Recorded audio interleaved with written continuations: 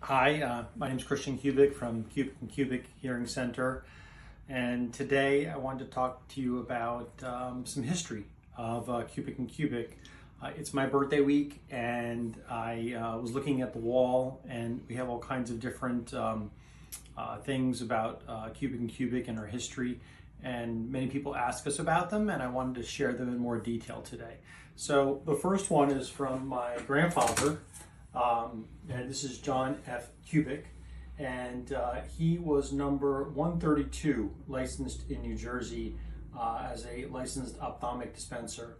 And if you can imagine, now it's in the thousands of licenses. He was actually one of the original 132, and he started our business is over 85 years old. So there's quite a legacy.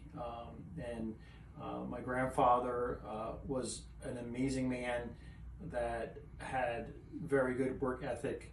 He was very charismatic with his patients, and I still have people telling me stories about him to this day.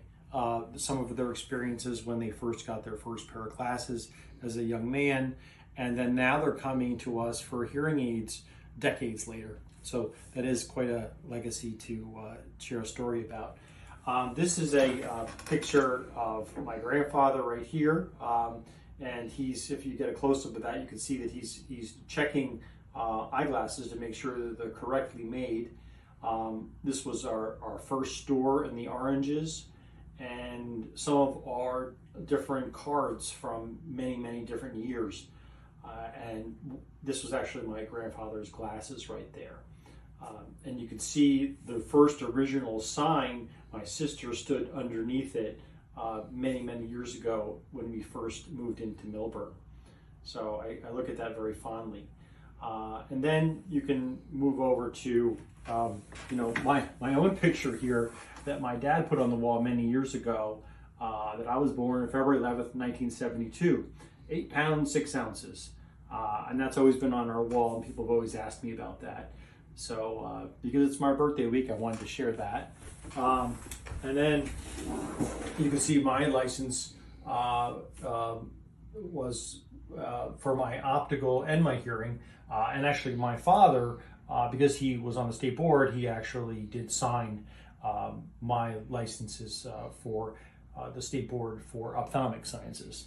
So and then you can see I have a picture of my daughter on my license that I look fondly of every single day. She's now 13, so it's a different chapter in her life. I know parents that have had 13-year-olds, it sometimes can be challenging, but she's wonderful.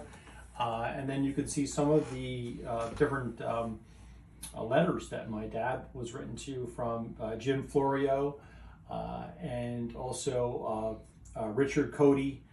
Some of these have to do with the fact that he worked on the state board.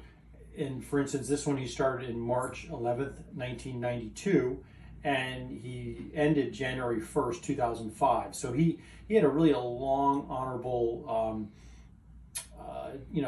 dedicated his time to the state board for a long time.